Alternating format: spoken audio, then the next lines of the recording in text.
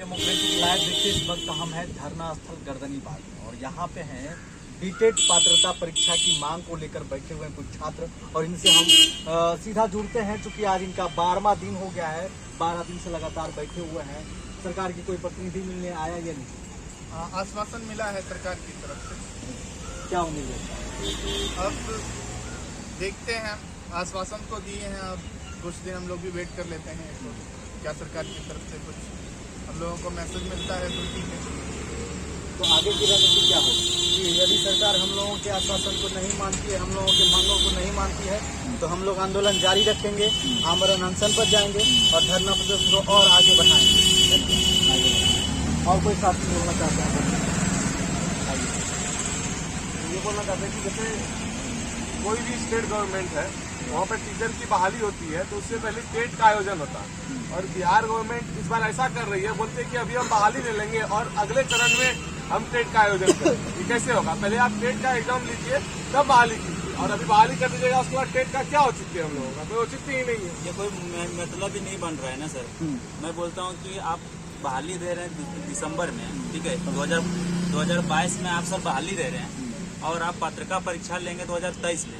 ये कोई मतलब नहीं हुआ। ऊपर से क्या 2022 में अभी तक एक बार भी पत्रिका परीक्षा कोई भी न सीटेट ली गई है, सीटेट से हुआ है और ना ही बिहार से लिया है। बिहार से 2017 के बाद से हुआ ही नहीं है, ठीक है। उसी चीज़ को मांग को रखने के लिए सर हम लोग धरना पे बैठे हैं कि सर शिक्षा विभाग को हम लोग कहना चाहेंगे सर आप पत्रिका परीक्षा लीजिए, वो भी 7वां चरण से पहले। अगर लेने का अगर उनका मूड रहेगा तो सर 2 महीने के अंदर में सारा प्रोसेस उनका कंप्लीट हो जाएगा। उस पर डिपेंड करता है। अच्छा, 7वां चरण से पहले क्यों ले? देखिए सर, क्योंकि हम लोग सर गरीब फैमिली से आते हैं, मिडिल फैमिली से, ठीक है, कोई हाई फैमिली से अगर आते हैं यहाँ पे बैठते हैं। हम लोग का यही सर कि 1.5 लाख 2 लाख रुपया खर्चा किए हैं सर, खर्च किए हैं बीएड करने में, डीएलएड करने में। तो फिर सर माँ बाप का सपना क्या है कि बेटा मेरा कुछ प्रोग्रेस करे, टीचर बने, इसके योग्य हैं हम लोग। तो सर आप 7वां चरण निकाल रहे हैं, मतलब शिक्षक का बहाली दे रहे हैं, तो परीक्षा तो आप लीजिएगा ना, किस आधार पर आप बहाली दे रहे हैं? पहले वही चीज़ हम लोग जानना चाह रहे हैं। शिक्षा विभाग से एक लेटर जारी हुआ था जिसमें बोला कि महसूस अभी नहीं हो रही है। तो सर महसूस आपको कब होगा, वो चीज़ हम जानना चाहते हैं। महसूस का यहाँ पे वर्ड ही नहीं है। शिक्षा मंत्री जी बोल रहे हैं यहाँ पे कि शीघ्र ही हमको 7वां चरण समाप्त करके आपको उसके बाद हम बीटेड लेंगे।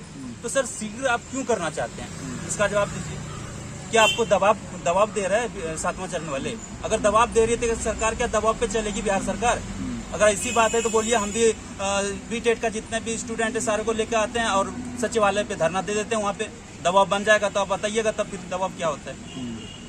वही चीज़ हम जानना चाहते हैं कि आप जवाब दीजिए मुझे सर। आप क्या बोलना चाह रहे हैं?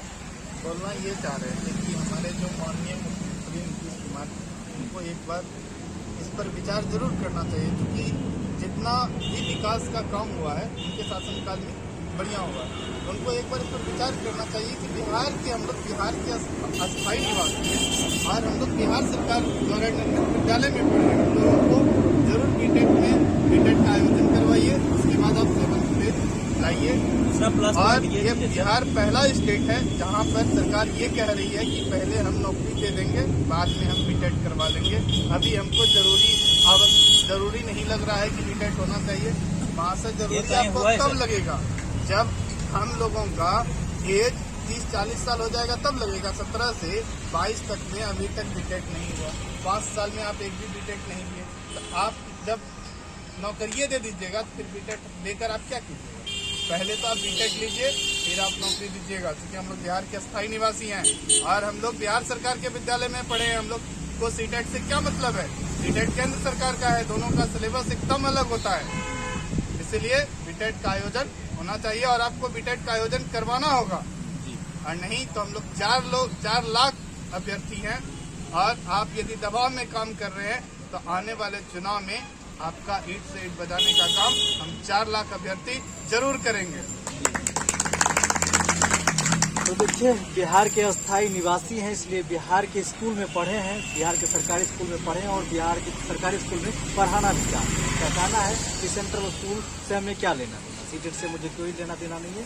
हम बिहार के स्कूल में पढ़े हैं और बिहार के स्कूल में पढ़ाना चाहते हैं, बिहार के अस्थायी निवासी हैं, इसलिए मुझे एक मौका दिया जाए, पहले पात्रता परीक्षा हो, उसके बाद आप 7वें चरण का नोटिफिकेशन निकालें। यही इनका मांग है और डिमांड है। सरकार से अपनी मांगों को लेकर बैठे हुए आज 12 दिन हो गया। 12 दिन से लगातार ये डटे हुए हैं।